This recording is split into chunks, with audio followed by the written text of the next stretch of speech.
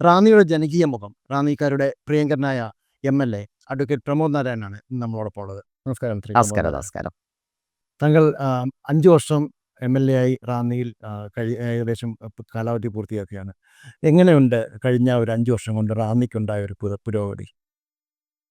റാന്നിയുടെ പുരോഗതിയെക്കുറിച്ച് പറയുന്നതിന് മുമ്പ് ഈ 5 വർഷം റാന്നിയുടെ എം.എൽ.എ. എന്ന രൂപത്തിൽ പ്രവർത്തിക്കുമ്പോൾ റാന്നിയിലെ ജനങ്ങൾ നൽകിയ സ്നേഹാർദ്രമായിട്ടുള്ള ഒരു പിന്തുണയുണ്ട്. അതെല്ലാ തലമുറകളിലും പെട്ട ആളുകളുടെ ഒരു സ്നേഹം അത് ലഭിച്ചു എന്നുള്ളതിൽ എനിക്ക് അതിയായ സന്തോഷമുണ്ട്. എം.എൽ.എയുടെ പ്രവർത്തനം ഇപ്പോൾ നമുക്ക് വികസന പ്രവർത്തനങ്ങൾ, അത്തരം പദ്ധതികൾ ആവിഷ്കരിക്കുക, സമയബന്ധിതമായി നടപ്പിലാക്കുക, അതോടൊപ്പം ജനങ്ങളുടെ ദൈനംദിന ജീവിതത്തിൽ ഉണ്ടാകുന്ന പ്രശ്നങ്ങൾ ഇടപെടുക. മൂന്നാമത്തേത് ഒരു ജനതയുടെ അവരുടെ പ്രയാസങ്ങളിൽ, സങ്കടങ്ങളിൽ, സന്തോഷങ്ങളിൽ അവർക്കൊപ്പം നിൽക്കുക. ഈ 3 കാര്യവും നമ്മൾ ചെയ്യുമ്പോൾ രാഷ്ട്രീയത്തിന്, ജാതിമത ചിന്തകൾക്കൊക്കെ അതീതമായി ജനങ്ങൾ നമ്മളെ ചേർത്ത് പിടിക്കുന്നു. നമ്മൾ സാധാരണ പറയും, നമ്മൾ ജനപ്രതിനിധികൾ ജനങ്ങൾക്കൊപ്പം നിൽക്കുന്നവരാണ്, ജനങ്ങളുടെ ദാസന്മാരാണ് ജനപ്രതിനിധി. ഞാൻ അങ്ങനെ കാണുന്ന ഒരാളാണ്. എം.എൽ.എ. എന്ന രൂപത്തിൽ പ്രവർത്തിക്കുന്നതാണെങ്കിലും ഏത് നിലയിൽ പ്രവർത്തിക്കുമ്പോഴും, അത് 21ാമത്തെ വയസ്സിൽ ബ്ലോക്ക് പഞ്ചായത്ത് പ്രസിഡൻ്റായി പ്രവർത്തിച്ച ആളാണ് ഞാൻ. സ്കൂൾ വിദ്യാർത്ഥിയായിരിക്കുമ്പോൾ, 5ാം ക്ലാസ്സിൽ പഠിക്കുമ്പോൾ വിദ്യാർത്ഥി രാഷ്ട്രീയത്തിലേക്ക് വന്ന ഒരാളാണ്. അന്ന് മുതലുള്ളൊരു ജീവിത വീക്ഷണമെന്നാണ്. ആ ജീവിത വീക്ഷണത്തിൽ എൻ്റെ ഇത്രയും കാലത്തെ പൊതുപ്രവർത്തനത്തിൽ റാന്നിയിലെ ജനങ്ങൾ നൽകിയ അതിരുകളില്ലാത്ത സ്നേഹം, തലമുറകളുടെ സ്നേഹം, ഇപ്പോൾ മുതിർന്ന വളരെ പ്രായമെത്തിയ നമ്മുടെ വയോജനങ്ങൾ, നമ്മുടെ അമ്മൂമ്മമാർ, അച്ഛന്മാർ, അവർ മുതൽ ഏറ്റവും കുഞ്ഞു മക്കൾ, LKGയിലും അംഗൻവാടിയിലും പഠിക്കുന്ന കുഞ്ഞുങ്ങൾ, അവർ വരെയുള്ള ഈ തലമുറകളുടെ ഒരു സ്നേഹം ലഭിച്ചു എന്നുള്ളതാണ് ഏറ്റവും പ്രധാനപ്പെട്ട ആദ്യത്തെ കാര്യം. രണ്ടാമത്തേത്, എം.എൽ.എ. എന്ന ചുമതലയോടും എം.എൽ.എ. ആയി തിരഞ്ഞെടുത്ത റാന്നിയിലെ ജനങ്ങളോടും നീതി പുലർത്താൻ കഴിഞ്ഞു. ഈ ചോദ്യം ഞാൻ എന്നോട് ചോദിക്കേണ്ട ഒരു ചോദ്യമാണ്. ഞാൻ നീതി പുലർത്തിയോ എന്ന ചോദ്യം ജനങ്ങളും എന്നെ വിലയിരുത്തേണ്ടതാണ്. തീർച്ചയായും അഭിമാനത്തോടെ പറയാം, ആഹ്ലാദത്തോടെ പറയാം, ഈ കഴിഞ്ഞ 5 വർഷം റാന്നിയിലെ ജനങ്ങൾക്ക് നൽകിയ വാക്കുകളെല്ലാം പാലിച്ച്, അത് വികസന പദ്ധതികളുടെ കാര്യത്തിൽ, ജനകീയ പ്രശ്നങ്ങളിൽ ഇടപെടുന്ന കാര്യത്തിൽ, നിയമസഭയിൽ റാന്നിയുടെ ശബ്ദം ഉയർത്തിക്കൊണ്ടുവരുന്ന കാര്യത്തിൽ, നിയമസഭാ പ്രവർത്തനങ്ങളിൽ സജീവമായും സർഗാത്മകമായും റാന്നിയുടെ എം.എൽ.എ. എന്നതുപോലെ തന്നെ കേരളം പോലെയുള്ള ജനാധിപത്യത്തിൻ്റെ മഹാപാരമ്പര്യമുള്ള ഒരു നിയമസഭയിലെ പ്രവർത്തനങ്ങളിലെല്ലാം ഒരു പങ്കുവഹിക്കാൻ കഴിഞ്ഞു. അത് ഭംഗിയായി, ആത്മാർത്ഥമായി അതിനുവേണ്ടി പരിശ്രമിച്ചു. അത് വിലയിരുത്തേണ്ടത് ജനങ്ങളാണ്, കാലമാണ്.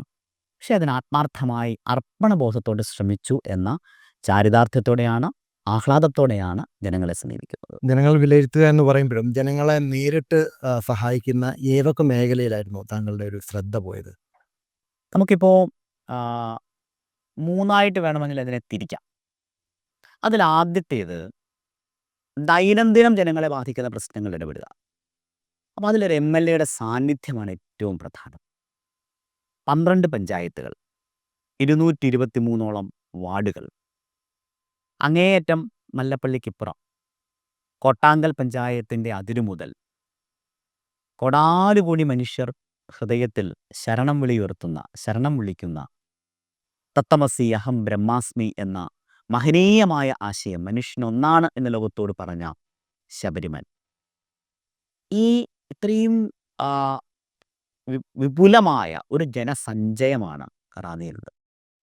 കിഴക്കൻ മേഖലയിൽ മലയോര ജനത, അവിടേക്ക് കുടിയേറി പാർത്ത് നമുക്ക് അന്നം തരാൻ കഷ്ടപ്പെട്ട കർഷകർ, എല്ലാ ജാതിയിലും മതത്തിലും പെട്ട ആളുകൾ മമതയോടെ, മൈത്രിയോടെ താമസിക്കുന്നൊരു നാട്, വ്യത്യസ്തമായിട്ടുള്ള ഒരു ഭൂമിശാസ്ത്രപരമായി പല പ്രത്യേകതകളുമുണ്ട്. ഇവരുടെ എല്ലാം ഇടയിൽ അവർക്കൊപ്പം അവരുടെ എല്ലാ കാര്യങ്ങളിലും ഒരു എം.എൽ.എയുടെ നിർവ്വഹത്തിൽ, എം.എൽ.എ. എന്നതിനേക്കാൾ ഒരുപക്ഷെ അവരുടെ പ്രിയപ്പെട്ട സുഹൃത്തായോ മകനായോ ഒരു കുടുംബാംഗമായി പോലും സാന്നിധ്യമുണ്ടായി എന്നാണ് ഞാൻ കാണുന്നത്. രണ്ടാമത്തേത് എം.എൽ.എയുടെ ഓഫീസ് പ്രവർത്തനമാണ്. എം.എൽ.എ. ഓഫീസ് പ്രവർത്തനത്തെ സംബന്ധിച്ച് ഞാൻ വളരെ സന്തോഷത്തോടെ പറയും, ഈ കഴിഞ്ഞ 5 വർഷം സജീവമായിരുന്ന എം.എൽ.എ. ഓഫീസാണ്. ഏതൊരാളിനും കടന്നു വരാം. MLA ഓഫീസിൽ അങ്ങ് ഒരിക്കലെങ്കിലും വന്നിട്ടുണ്ടെങ്കിൽ അറിയാം, നൂറുകണക്കിന് മനുഷ്യരാണ് വരുന്നത്. ഒരാളിനും ശുപാർശ വേണ്ട, കത്തുകൾ വേണ്ട, ഇന്നയാൾ ഇന്ന കാര്യത്തിന് വരുന്നു എന്ന് പറയുന്ന പതിവ് ശുപാർശ കത്തുകളൊന്നുമില്ല. എല്ലാവർക്കും വരാം. വന്നതെല്ലാം പാവങ്ങളാണ്. ഒരു ഉദാഹരണം പറയാം. ഇപ്പോൾ മുഖ്യമന്ത്രിയുടെ ചികിത്സാ സഹായം, ഏറ്റവും പാവപ്പെട്ട മനുഷ്യൻ, ഒരു മനുഷ്യൻ്റെ മഹാസങ്കടം അവരുടെ രോഗമല്ലേ. ആ രോഗം വരുമ്പോൾ ആ ചികിത്സാ സഹായം എത്തിക്കാൻ MLA ഓഫീസിൽ നിന്നുമാണ് അപേക്ഷ. അത് വാങ്ങി ഡോക്ടർ സർട്ടിഫിക്കറ്റ് ഇവിടെ എത്തിച്ചാൽ ഞാൻ തന്നെയാണ് തിരുവനന്തപുരത്ത് കൊണ്ടുപോയി കൊടുക്കുന്നത്, അക്ഷയ വഴിയല്ല. കേരളത്തിൽ ഏറ്റവും കൂടുതൽ മുഖ്യമന്ത്രിയുടെ ചികിത്സാ സഹായം വിതരണം ചെയ്ത ആദ്യത്തെ 3 മണ്ഡലങ്ങൾ ഒന്ന് റാന്നി മണ്ഡലമാണ്. അപ്പോൾ മനുഷ്യൻ്റെ സങ്കടങ്ങളിൽ ഇടപെടുക, ദൈനംദിനം എല്ലാ കാര്യങ്ങളും ഓഫീസ് തലത്തിൽ ഇടപെട്ടിട്ട്. മൂന്നാമത്തേത് വികസന പദ്ധതികളാണ്. അതിലേക്കൊന്ന് സമയമെടുത്ത് നമുക്ക് വിശദീകരിക്കേണ്ടി വരും. ആ വികസന പദ്ധതികളിൽ ഞാനതിനെ 3ആയിട്ടാണ് തരംതിരിച്ചത്. ഒന്ന്, റാന്നിയുടെ മുഖച്ഛായ മാറ്റുന്ന ബഹുമാനായ മുൻ MLA രാജു അബ്രഹാം സഖാവിൻ്റെ കാലത്ത്, അദ്ദേഹം 25 വർഷം ഈ മണ്ഡലത്തെ പ്രതിനിധീകരിച്ച അദ്ദേഹത്തിൻ്റെ കാലത്ത് റാന്നിക്കുണ്ടായിട്ടുള്ളൊരു വളർച്ചയുണ്ട്. ആ വളർച്ചയ്ക്ക് പുതിയ തലവും ദിശയും നൽകുന്ന ബൃഹത്തായ പദ്ധതികൾ. അതോടൊപ്പം ആളുകളുടെ ദൈനംദിന ജീവിതത്തിൽ പെട്ടെന്നതിന് പരിഹാരം കാണാനുള്ള പദ്ധതികൾ. മൂന്നാമത്തേത്, ഒരു 25 വർഷം കഴിഞ്ഞ് ഈ നാട് എങ്ങനെയായിരിക്കണം, ഇപ്പോൾ ഉള്ള കുഞ്ഞുങ്ങൾ വളർന്നു വലുതാകുമ്പോൾ വരുംകാല തലമുറകൾക്ക് വേണ്ടി എന്ത് ചെയ്യാം. ഇത് മൂന്നിലും ഓരോ ഉദാഹരണങ്ങൾ പറയാനായിട്ട് കൂടെ അനുവദിക്കണം. ഓരോ പഞ്ചായത്തിലെയും എടുക്കാം. ഇപ്പോൾ കിഴക്കേയറ്റം ശബരിമല, പെരുന്നാട് പഞ്ചായത്ത്. പെരുന്നാട് പഞ്ചായത്തിൽ ശബരിമലയിലേക്ക് ടാങ്കറുകളാണ് ഭക്തർക്ക് കുടിവെള്ളം എത്തിച്ചിരുന്നത്. 121 കോടി രൂപയാണ്, 121 കോടി രൂപ ചെലവഴിച്ചാണ് അവിടെ പെരുന്നാട് കുടിവെള്ള പദ്ധതി നമ്മളിപ്പോൾ നടപ്പിലാക്കിയത്. ശബരിമലയിലേക്ക് വെള്ളം എത്തിക്കുന്ന, പെരുന്നാട്ടിലെ വെള്ളമെത്താത്ത ഒരുപാട് സ്ഥലങ്ങളിൽ വെള്ളമെത്തുകയാണ്. ഇത് ഒരുപാട് ജനങ്ങൾക്ക് ആശ്വാസമായ ഒരു പദ്ധതിയാണ്, തീർത്ഥാടകർക്കെന്ന പോലെ. രണ്ടാമത്തേതാണ് പെരുന്നാട് പഞ്ചായത്തിൽ കിടത്തി ചികിത്സ. പെരുന്നാട് ആശുപത്രി മലയോര മേഖലയിലെ ആളുകൾ ഏറ്റവും ആദ്യം ആശ്രയിക്കുന്ന ആശുപത്രിയാണ്. അവിടെ കിടത്തി ചികിത്സ ഉണ്ടായിരുന്നില്ല. 4 പതിറ്റാണ്ടിലേറെ ജനങ്ങൾ ആഗ്രഹിക്കുന്നൊരു കാര്യമാണ്. അഭിമാനത്തോട് പറയാം, കിടത്തി ചികിത്സ ആരംഭിച്ചു എന്ന് മാത്രമല്ല, ഏതാണ്ട് 2.5 കോടിയോളം രൂപ മുടക്കി പുതിയ ആശുപത്രി കെട്ടിടത്തിൻ്റെ നിർമ്മാണം, അതിൻ്റെ ശിലാസ്ഥാപനം കഴിഞ്ഞു. ഒരു പുതിയ ആശുപത്രി ആരോഗ്യമന്ത്രി നമ്മുടെ ജില്ലയിൽ നിന്നാണ്. ഒരു പുതിയ ആശുപത്രി പത്തനംതിട്ടയെ ആരംഭിക്കാൻ കഴിഞ്ഞത് നിലയ്ക്കലാണ്. നിലയ്ക്കൽ സൂപ്പർ സ്പെഷ്യാലിറ്റി ആശുപത്രി, അതിന് കല്ലിട്ട് നിർമ്മാണം ആരംഭിച്ചു. ഏറ്റവും സാധാരണ മനുഷ്യർ, ഇപ്പോൾ അട്ടത്തോട് ഏറ്റവും സാധാരണ മനുഷ്യരാണല്ലോ. അവർക്ക് വേണ്ടി, ആ അട്ടത്തോടും ഉള്ള മനുഷ്യർ, ആദിവാസി വിഭാഗമുള്ളവർക്ക് വേണ്ടി 2 കോടി രൂപയാകാം അമ്പത്തിഗ്രാമം പദ്ധതിയിൽ നമുക്ക് അനുവദിപ്പിക്കാൻ കഴിഞ്ഞത്. സ്കൂളുകളിലേക്ക് ഞാൻ വരാം. പക്ഷേ നിലയ്ക്കൽ കേരളത്തിലെ ഏറ്റവും നല്ല ട്രൈബൽ LPSകളിലൊന്ന് നിലയ്ക്കലാണ്. ഞാൻ MLA ആയി തിരഞ്ഞെടുക്കപ്പെട്ടൊരു 3 ദിവസം കഴിഞ്ഞ് ചെല്ലുമ്പം ഒരു മുറിക്കകത്താണ് 32 കുഞ്ഞുങ്ങൾ. തലേന്ന് രാത്രിയിൽ വന്ന ആനയുടെ കാൽപ്പാടുകൾ നമുക്ക് കാണാം. ആ കുഞ്ഞുങ്ങൾക്കൊരു നല്ല വിദ്യാലയം ഉണ്ടാകണം. അതൊരു MLA നിലയിൽ മാത്രമല്ലോ, നമ്മുടെ കുഞ്ഞുങ്ങളെ സ്നേഹിക്കുന്ന, നാടിനെ സ്നേഹിക്കുന്ന ഏതു മനുഷ്യനും തോന്നുന്നൊരു ദാഹമാണ്, ഒരു അഭിനിവേശമാണ്. നന്നായി പ്രയാസപ്പെട്ടു. നമ്മുടെ ഗവൺമെൻറ് നല്ല പിന്തുണ നൽകി. അന്ന് മന്ത്രിയായിരുന്ന ശ്രീ K. രാധാകൃഷ്ണനാണ് മനോഹരമായ വിദ്യാലയം അവിടെ പൂർത്തിയാക്കി. മഞ്ഞത്തോട്ടിലെ ആദിവാസി വിഭാഗത്തിലെ ജനങ്ങൾക്ക് ടൈറ്റിൽ ഡീഡ് ഒരിക്കലും കിട്ടിയിരുന്നില്ല. അവർക്ക് വീട് കൊടുക്കണമെങ്കിൽ അത് വേണം. ഇപ്പോൾ മർത്തോമ സഭ ഉൾപ്പെടെ പിന്തുണച്ചവർക്ക് വീട് നിർമ്മാണം നടക്കുകയാണ്. വീട് നിർമ്മിക്കാൻ കഴിഞ്ഞത് നമുക്കവിടെ ടൈറ്റിൽ കൊടുക്കാൻ കഴിഞ്ഞു. വനം, റവന്യൂ വകുപ്പുകളെല്ലാം ചേർത്ത് പിടിച്ചുകൊണ്ട് നിരവധി റോഡുകളാണ്. ഇപ്പോൾ ഏറ്റവും ഒടുവിൽ 22 കോടി സെൻട്രൽ റോഡ് ഫണ്ട് വരെ പെരുന്നാട് പഞ്ചായത്തിൽ നമുക്ക് നടപ്പിലാക്കാൻ കഴിയും. വെച്ചുച്ചിറ പഞ്ചായത്ത് മലയോര പഞ്ചായത്താണ്. ആ പഞ്ചായത്തിൽ മഠത്തഞ്ചാൽ മുക്കൂട്ടത്തറ റോഡ് കിഫ്ബിയിൽ പെടുന്നതാണ്. നടക്കില്ല എന്ന് കരുതി എഴുതിത്തള്ളിയതാണ്. അവിടെ നിന്നും തുടങ്ങി വെച്ചുച്ചിറ, അങ്ങാടി, പഴവങ്ങാടി, കൊട്ടനാട് 42 കോടിയുടെ പദ്ധതിയാണ്. ആദ്യഘട്ടത്തിൽ BM ചെയ്തു, പല കാരണങ്ങൾ മുടങ്ങി, കേസ് വന്നു. ഇപ്പോൾ നോക്കൂ, ആ പദ്ധതി അതിവേഗം കിഫ്ബിയുടെ പണം അനുവദിച്ച്, രണ്ടാമത് അനുവദിച്ച് അതിൻ്റെ നിർമ്മാണ പ്രവർത്തനം നടന്നുകൊണ്ടിരിക്കുന്നു. പെരുന്നാട്ടിലെയും വെച്ചുച്ചിറയിലെയും നാറാണമൂഴിയിലെയും ജനങ്ങളെ സംബന്ധിച്ചും റാന്നിയെ സംബന്ധിച്ചും ഏറ്റവും ചർച്ച ചെയ്യപ്പെട്ട ഒന്നാണ് കുരുമ്പൻ മൂഴി അരയാഞ്ഞിലിമൺ പാലം. 3 വശവും വനം, മുന്നിൽ പമ്പാ നദി. എവിടെയെങ്കിലും മഴ പെയ്താൽ ജലനിരപ്പ് ഉയരും. 2 കോസ്വേ മാത്രമേ ഉള്ളൂ. നാഷണൽ മീഡിയ ഉൾപ്പെടെ എഴുതിയതാണ്. ഞാൻ MLA ആയി ഒരാഴ്ചക്കുള്ളിലാണ് അവിടെ പോകുന്നത്. ചെല്ലുമ്പോൾ ജലനിരപ്പ് ഉയർന്നതിനാൽ ശക്തമായ മഴയാണ്. വലിയ തടിയൊക്കെ ഒഴുകി വരുന്നു. അതുകൊണ്ട് പ്രളയം പോലെ കോസ്റ്റ്വേ മുങ്ങിയാണ്. ഒരു ബോട്ടിലാണ് ഞങ്ങൾ. എൻഡിആർഎഫിൻ്റെ ബോട്ടിൽ അപകടകരമായി സാഹസമായ ഒരു യാത്രയായിരുന്നു. അപ്പുറത്ത് ചെല്ലുമ്പോൾ ഗർഭിണികളുണ്ട്. കുഞ്ഞുങ്ങൾ സ്കൂളിൽ പോകാൻ പറ്റുന്നില്ല. തൊഴിലെടുക്കാൻ പോകാൻ പറ്റാത്ത ആദിവാസി വിഭാഗം പാവങ്ങളാണ്. അവർക്ക് വേണ്ടി കുരുമൻമൊഴിയിലേക്കൊരു ഒരു പാത ഏതാണ്ട് 3 കോടിയോളം രൂപയ്ക്ക് റീബിൽഡ് കേരള പദ്ധതിയിൽ നടപ്പിലാക്കി പൂർത്തീകരിച്ചു. പുലിയും ആനയും ഇറങ്ങുന്ന വഴിയിലാണ്. 2 ഇടത്തും 2 സ്റ്റീൽ പാലങ്ങൾ പട്ടികവർഗ വകുപ്പിൻ്റെ കോർപ്പസ് ഫണ്ടിലും നിർമ്മാണം ആരംഭിച്ചു. അപ്പോൾ ഇതൊക്കെ എന്ന് പറഞ്ഞാൽ നമ്മൾ പലപ്പോഴും കേൾക്കാതെ പോകുന്ന ശബ്ദങ്ങളും കാണാതെ പോകുന്ന കാഴ്ചകളുമാണ്. പെരുന്നാട് പഞ്ചായത്തിൽ തന്നെ മാടമൺ പാലം 2 കരകളെ ബന്ധിപ്പിക്കുന്ന പാലമാണ്. പ്രശസ്തമായ ശ്രീനാരായണ കൺവെൻഷൻ നടക്കുക. ഈ അവിടെ ഒരു പുതിയ പാലം നിർമ്മിക്കാൻ ആവശ്യമായി സർക്കാരിനെ സമീപിച്ചു. സർക്കാരിൻ്റെ സാമ്പത്തിക പ്രതിസന്ധിയുണ്ട്. ഒരു വലിയ പാലം നിർമ്മിക്കുന്ന കോടികൾ വേണം. അതിന് സ്ഥലം ഏറ്റെടുക്കുന്നത് നടപടിക്രമങ്ങൾ അങ്ങേക്കറിയാമല്ലോ, ഒരുപാട് നടപടിക്രമങ്ങളാണ്. MLA ഫണ്ട് 5 കോടി രൂപയാണ് പൂർണ്ണമായി നൽകിയത്. 5 കോടി രൂപയുടെ പാലം ഇപ്പോൾ കഴിഞ്ഞ ദിവസം നിർമ്മാണം ആരംഭിച്ചു. വെച്ചിച്ചിറയിൽ തന്നെ ആശുപത്രിയിൽ MLAയുടെ ഫണ്ട് ഉപയോഗിച്ചുള്ള ആശുപത്രിയുടെ നിർമ്മാണം ആരംഭിച്ചു കഴിഞ്ഞു. പൂർത്തിയായിട്ടുള്ള നിരവധി പദ്ധതികളുണ്ട് അവിടെ. കുടിവെള്ള പദ്ധതിയും കുറേ മുന്നോട്ട് പോകാൻ കഴിഞ്ഞു. ഇനിയും മുന്നോട്ട് പോകണം. കുറേ പ്രയാസങ്ങൾ പരിഹരിക്കാൻ കഴിഞ്ഞു. വെച്ചിച്ചിറ ആശുപത്രിക്ക് തന്നെ 5 കോടി രൂപ പുതുതായി ആശുപത്രിയുടെ നിർമ്മാണത്തിന് വേണ്ടി അനുവദിച്ചു. നാറാണമൊഴി ഗ്രാമപഞ്ചായത്ത്. നാറാണമൊഴിയിൽ ഏറ്റവും കൂടുതൽ റോഡ് വികസനം പല പദ്ധതികളിലായി Sabarimala package, budget, MLA fund ഒക്കെ പറ്റി ഏറ്റവും കൂടുതൽ വലിയ റോഡുകൾ നിർമ്മാണം പൂർത്തീകരിച്ചൊരു പഞ്ചായത്താണ് നാറാണമൊഴി. സ്കൂളുകളുടെ കാര്യത്തിൽ പ്രത്യേകത റാന്നി നോളജ് വില്ലേജ് ഞാൻ പിന്നീട് പറയാം. ഇക്കഴിഞ്ഞ 5 വർഷം കൊണ്ട് 20 വിദ്യാലയങ്ങൾ, 22 കോടിയോളം രൂപ. കേരളത്തിൽ ഏറ്റവും കൂടുതൽ വിദ്യാഭ്യാസ വകുപ്പിന് പക്ഷേ പണം ചെലവഴിച്ച മണ്ഡലങ്ങളിലൊന്ന് റാന്നിയാണ്. നാറാണമൊഴിയിൽ അവിടെ സ്കൂൾ MLA ഫണ്ട് 90 ലക്ഷത്തോളം രൂപ മുടക്കി സ്കൂളിൻ്റെ നിർമ്മാണം പൂർത്തിയായി. ഉദ്ഘാടനമാണ് ഈ വരുന്ന 27-ാം തീയതി പൂർത്തിയാവുകയാണ്. ബഡ് സ്കൂൾ നമുക്കറിയാമല്ലോ. ബഡ് സ്കൂൾ പരിമിതിയുള്ള കുഞ്ഞുങ്ങളാണ്. അവർക്ക് വേണ്ടി പ്രത്യേക അനുമതി വാങ്ങിയിട്ടാണ് ഒരു വാഹനം അവർക്ക് നൽകിയത്. എണ്ണി പറഞ്ഞാൽ എല്ലാം. വടശ്ശേരിക്കരയിലേക്ക് വരുന്നു. വടശ്ശേരിക്കര കവാടമാണ്, ശബരിമലയുടെ കവാടം. ആ വടശ്ശേരിക്കരയിൽ മണിയാർ ടൂറിസം നടക്കില്ലാന്ന് എഴുതി തള്ളിയതാണ്. ഏറ്റവും പ്രധാനപ്പെട്ട പദ്ധതിയാണ്. മണിയാർ ടൂറിസത്തിന് വേണ്ടിയിട്ട് 5 കോടി രൂപയാണ് അനുവദിച്ചത്. അനുവദിക്കുകയല്ല, ഒരു 70% പൂർത്തീകരിച്ചു അതിൻ്റെ നിർമ്മാണം.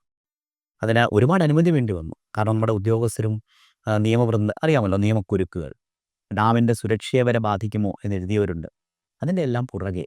അതിനകത്ത് ഞാൻ കണ്ടൊരു കാര്യം, നമ്മൾ ഇതിൻ്റെയൊക്കെ പുറകെ പോകണം. MLA എന്നുള്ളത് സാധാരണ MLAമാർ നമുക്ക് പ്രോട്ടോക്കോൾ ഉണ്ട്. നമ്മളിങ്ങനെ ഫയലുകളുടെ പുറകെ കയറി ഇറങ്ങുന്നത്. പക്ഷെ ഞാൻ അങ്ങനെ കയറി ഇറങ്ങിയ ഒരാളാണ്. ഉദ്യോഗസ്ഥരെടുത്ത് സെക്ഷനുകളൊക്കെ വരെ പോയി. അങ്ങനെ ആ പദ്ധതി ഇപ്പോൾ പൂർത്തീകരണത്തിലേക്ക് എത്തുകയാണ്. പെരുന്തേനരുവിൽ തന്നെയാണ് നവകേരള സദസ്സിൻ്റെ ഭാഗമായിട്ടുള്ള ഒരു ഗ്ലാസ് ബ്രിഡ്ജ് അവിടെ വരാൻ പോവുകയാണ്. അവിടെ തന്നെ ഒരു പഴയ ഡോമെട്രി ഉണ്ടായിരുന്നു. അതല്ല ഇപ്പോൾ ചെന്ന് കണ്ട 2 കോടിയോളം രൂപ പൂർത്തീകരിച്ച് അത് നിർമ്മാണം പൂർത്തീകരിച്ചു. ഇവ വരാൻ പോകുന്ന സ്ഫടിക പാലം നവകേരള സദസ്സിൽ ബഹുമാനായ മുഖ്യമന്ത്രി പറഞ്ഞു MLAമാർക്ക് സജസ്റ്റ് ചെയ്യാം. 7 കോടി രൂപയ്ക്കാണ് ടൂറിസത്തിലൊരു പദ്ധതി വരിക എന്ന് പറഞ്ഞാൽ വളരെ ഹൃദയഹാരിയായിട്ടുള്ള പ്രകൃതി ഭംഗിയുള്ള കനംകുടന്ത വെള്ളച്ചാട്ടവും പെരുന്തേനരുവി വെള്ളച്ചാട്ടവും ഒക്കെയുള്ള നാടാണ് റാന്നി. ആ വെള്ളച്ചാട്ടങ്ങളുടെ ഭംഗി കാണാൻ വെള്ളച്ചാട്ടം ഉള്ളപ്പോൾ എത്തുന്നവർ മാത്രമല്ല, അവിടെ ഒരു ഹാപ്പനിങ് ഉണ്ടാകണം. ആളുകൾ എത്തണം, കുഞ്ഞുങ്ങളൊക്കെ എത്തണം. അപ്പോൾ സ്വാഭാവികമായിട്ട് ഒരുപാട് പേർക്ക് ജോലി കിട്ടും. ഡ്രൈവർമാർക്ക്, ഗൈഡുകൾക്ക്, ഭക്ഷണം നൽകുന്നവർക്ക് എല്ലാം അതിനോട് ചേർന്ന് ഒരുപാട് ഡെവലപ്മെൻറ്റ് വരും. അവിടെ ഒരു സ്ഫടിക പാലം അത് അനുവദിച്ച് ഭരണാനുമതി ലഭിച്ചു കഴിഞ്ഞു. നമുക്ക് അതിവേഗം നിർമ്മാണം ആരംഭിക്കാൻ കഴിയും. അല്ല, ഈ റാന്നി മേഖല, പ്രത്യേകിച്ച് മലയോര മേഖലയെ ഏറ്റവും കൂടുതൽ ബാധിക്കുന്ന ഒരു പ്രശ്നമാണ് വന്യജീവി ആക്രമണം എന്നുള്ളത്. അതിനെക്കുറിച്ച് ഒരുപാട് വാർത്തകളും വന്നിരിക്കുന്നു. നമുക്ക് ഈ ടൂറിസം, ഇപ്പോൾ താങ്കളിപ്പം പറഞ്ഞത് ഏകദേശം ഒരു 360 ഡിഗ്രി കവറേജാണ്. അതായത് വിദ്യാഭ്യാസം, റോഡ്, ആരോഗ്യം, ടൂറിസം 4 കവർ ചെയ്തു. പക്ഷേ അതേപോലെ തന്നെ ജനങ്ങളെ ബാധിക്കുന്ന ഒരു വലിയ പ്രശ്നമാണ് ഈ വന്യജീവി ആക്രമണം. അപ്പോൾ അതിനെ എങ്ങനെ ഓവർകം ചെയ്യാൻ വേണ്ടി എന്ത് സ്റ്റെപ്പാണ് MLA എന്ന നിലയിൽ എടുത്തത്? തീർച്ചയായിട്ടും ആ ചോദ്യം വളരെ വളരെ പ്രസക്തമാണ്. റാന്നിയുടെ മലയോര ജനതയെ സംബന്ധിച്ചിട്ടുള്ള ഏറ്റവും പ്രധാനപ്പെട്ട പ്രശ്നം, ഒട്ടേറെ പ്രശ്നങ്ങൾ അനുഭവിക്കുന്നത് പട്ടയം, മരം മുറിക്കാൻ കഴിയാത്തത്. പക്ഷേ ഏറ്റവും പ്രധാനപ്പെട്ട പ്രശ്നം വന്യമൃഗാക്രമണമാണ്. വന്യമൃഗാക്രമണം റാന്നിയെ മാത്രം ബാധിക്കുന്ന ഒന്നല്ല. അത് കേരളത്തെ ആകെ ബാധിക്കുന്ന ഒരു വലിയ സാമൂഹ്യ പ്രശ്നമായി മാറിക്കഴിഞ്ഞു. നമുക്കറിയാം ഇതിൻ്റെ ഒരു ശാശ്വതമായ പരിഹാരം എന്ന് പറയുന്നത് കേന്ദ്ര വനം വന്യജീവി നിയമത്തിൻ്റെ ഭേദഗതിയാണ്. 1972 ആ നിയമത്തിൽ ഭേദഗതി വന്നാൽ മാത്രമേ, കാരണം ഇത് കേന്ദ്ര ലിസ്റ്റിൽ, സ്റ്റേറ്റ് ലിസ്റ്റും കൺകറന്റ് ലിസ്റ്റും കേന്ദ്ര ലിസ്റ്റും, ഒരു സംസ്ഥാനത്തിന് ഒരുപാട് പരിമിതിയുണ്ട്. അതുകൊണ്ടാണ് ഞങ്ങളെല്ലാവരും ചേർന്ന് കേന്ദ്രമന്ത്രി ബഹുമാനായ ജോസ് കെ മാണി സാറിൻ്റെ നേതൃത്വത്തിൽ ഞങ്ങൾ MLA മാർ, കേരള കോൺഗ്രസ് MLA മാർ തന്നെ കേന്ദ്രമന്ത്രിയെ പോയി കണ്ടിരുന്നു. അതിനുശേഷം കേരള കോൺഗ്രസിൻ്റെ നിലപാടെടുത്തു, ഇവിടെ വനനിയമം നമുക്ക് സംസ്ഥാനത്തിൻ്റെ പരിമിതിയിൽ നിന്നുകൊണ്ട് ഭേദഗതി ചെയ്യണം. അതിനായി മുഖ്യമന്ത്രിയോട് ബഹുമാനായ party chairman Jose K Mani sir നിവേദനം കൊടുത്തു. വളരെ പോസിറ്റീവായിട്ടാണ് മുഖ്യമന്ത്രി എടുത്തത്. ആ നിയമം സംസ്ഥാനത്തിൻ്റെ പരിമിതിയിൽ നിന്നുകൊണ്ട് വനം വന്യജീവി നിയമം ഭേദഗതി ചെയ്യാനുള്ള നിയമനിർമ്മാണം നമ്മുടെ നിയമസഭ നടത്തി. അതിപ്പോൾ പരിഗണനയിലാണ്. എന്നാൽ ആ നിയമനിർമ്മാണത്തിൻ്റെ പ്രയാസങ്ങൾ അതുവഴി ഈ പ്രശ്നങ്ങൾ പരിഹരിക്കാൻ കാത്തിരിക്കുക മാത്രമല്ല MLA ചെയ്തത്. MLA ഫണ്ട് 50 ലക്ഷം രൂപ കേരളത്തിൽ ആദ്യമായി, മറ്റെവിടെയെങ്കിലും ചെയ്തിട്ടുണ്ടോ എന്ന് എനിക്കറിയാം, ഞാൻ ആദ്യമായി എന്ന് പറയുമ്പോൾ എവിടെയെങ്കിലും ചെയ്തിട്ടുണ്ടെങ്കിൽ നല്ലത്. പക്ഷേ എൻ്റെ അറിവിലും സമീപകാല അനുഭവത്തിലും ആദ്യമായി ധനകാര്യ വകുപ്പിൻ്റെ പ്രത്യേക അനുമതി വാങ്ങി 50 ലക്ഷം രൂപയാണ് ഈ വന്യജീവി പ്രതിരോധത്തിനായി. എന്നാൽ അതിൻ്റെ ഒരു കാരണമുണ്ടായിരുന്നു. കാട്ടാനാം ബിജു എന്ന് പറയുന്ന ഒരു കർഷകനെ ചവിട്ടിക്കൊന്നു പമ്പാവാലിയിൽ. എനിക്ക് ഏറ്റവും അടുപ്പമുള്ളൊരു കുടുംബമാണ്. രാത്രിയിൽ ഞാൻ അവിടേക്ക് പോവാണ്. അപ്പോൾ ആ കുടുംബത്തിന് 24 മണിക്കൂറും നമ്മൾ 10 ലക്ഷം രൂപ കൊടുത്തു. ആ കുടുംബത്തിന് തൊഴിൽ കൊടുക്കാൻ തീരുമാനിച്ചു. പക്ഷെ അതുകൊണ്ടായില്ല, ഒരു വിലപ്പെട്ട മനുഷ്യജീവനാണ് നഷ്ടപ്പെട്ടത്. അതൊന്നും അതിന് പരിഹാരമല്ല. അപ്പോൾ ഇതിനെ പ്രതിരോധിക്കാൻ എന്ത് ചെയ്യാൻ കഴിയും? അങ്ങനെയാണ് ഈ പ്രത്യേക പദ്ധതി കർഷകരുമായി ആലോചിച്ച് അവർ പറഞ്ഞ കാര്യങ്ങൾ ചേർന്ന് തയ്യാറാക്കി. ഇപ്പോൾ മണിയാർ ഉൾപ്പെടെ, വടശ്ശേരിക്കര പഞ്ചായത്തിലെ മണിയാർ ഉൾപ്പെടെ വളരെ വിജയകരമായി അത് പൂർത്തീകരിച്ചു. നിരവധി പഞ്ചായത്തെ അതുകൊണ്ട് മതി. അവർ വടശ്ശേരിക്കരയിലൊക്കെ ട്രെഞ്ച് ഉൾപ്പെടെ വേണം. കുമ്പളത്താമൺ, ഉളികല്ല്, ഈ പ്രദേശങ്ങൾ ബൗണ്ടറി. അതുകൊണ്ട് ഇപ്പോൾ ബഹുമാനായ കൃഷിമന്ത്രിയോട് അഭ്യർത്ഥിച്ച് അദ്ദേഹത്തിൻ്റെ കൂടി പിന്തുണയോടുകൂടി രാഷ്ട്രീയ കിസാൻ വികാസ് യോജന പദ്ധതിയിൽപ്പെടുത്തി 2.3 കോടി രൂപ നമുക്ക് ലഭിച്ചു. അതിപ്പോൾ ടെൻഡർ ചെയ്യുക. അതിൽ ട്രെഞ്ച് ഉൾപ്പെടെയുള്ള എല്ലാം ഉൾപ്പെടുത്തിയിട്ടുണ്ട്. നബാർഡിൻ്റെ പദ്ധതിയിൽ പ്രത്യേകമായൊരു സഹായം റാന്നിക്ക് വേണ്ടി വാങ്ങിയെടുത്തു. അതിൻ്റെ നിർമ്മാണം ആർട്ടിസാൻസ് കോർപ്പറേഷനായിരുന്നു, നീണ്ടുപോയി. നീണ്ടുപോയപ്പോൾ അത് ഇടപെട്ട ഇപ്പോഴതാ അതും നിർമ്മാണ പ്രവർത്തനം അതിവേഗം നടക്കുകയാണ്. പക്ഷെ ഇത് മാത്രം പോരാ. വന്യജീവാക്രമണത്തെ പ്രതിരോധിക്കാൻ നിയമഭേദഗതി ഉണ്ടാകണം. കർഷകർക്ക് ഇതിനെ പ്രതിരോധിക്കാനുള്ള അവകാശം നൽകണം. വനംവകുപ്പ്, റാന്നിയെ സംബന്ധിച്ച് വനംവകുപ്പ് നല്ല സമീപനമാണ്. പക്ഷേ ആളുകൾ കേസിൽപ്പെടുന്നു, അവർക്ക് സ്വയം പ്രതിരോധിക്കാൻ കഴിയുന്നില്ല. അത്തരം കാര്യങ്ങളിൽ മാറ്റമുണ്ടാകണം. പുതിയ ടെക്നോളജി, ആർട്ടിഫിഷ്യൽ ഇൻ്റലിജൻസ് ഉൾപ്പെടെയുള്ള സാങ്കേതിക വിദ്യകൾ വന്യജീവാക്രമണത്തെ പ്രതിരോധിക്കുന്നതിനും നമുക്ക് കർഷകരെ എങ്ങനെ അവരുടെ കൃഷി, ജീവൻ, സ്വത്ത് സംരക്ഷിക്കുന്നതിനും നൽകണം. വനത്തിരംഗത്ത് വെള്ളവും ഭക്ഷണവും കിട്ടാത്ത അവസ്ഥയുണ്ട്. അത് പരിഹരിക്കാനുള്ള മാർഗങ്ങൾ ഉണ്ടാകണം. അപ്പോൾ വന്യജീവി പ്രതിരോധം എന്ന് പറയുന്നത് ഒരു സ്ഥലത്ത് മാത്രമേ പരിഹരിക്കാവുന്ന ഒന്നല്ല. ഒരു ക്ലസ്റ്റർ ലെവൽ അപ്രോച്ച് നമുക്ക് വേണം. ഓരോ പ്രദേശത്തിൻ്റെയും കേരളത്തിന് മൊത്തമായൊരു സമീപനം വേണം. കേന്ദ്രം ഇക്കാര്യത്തിൽ നിയമഭേദഗതിക്ക് തയ്യാറാവുകയും വേണം.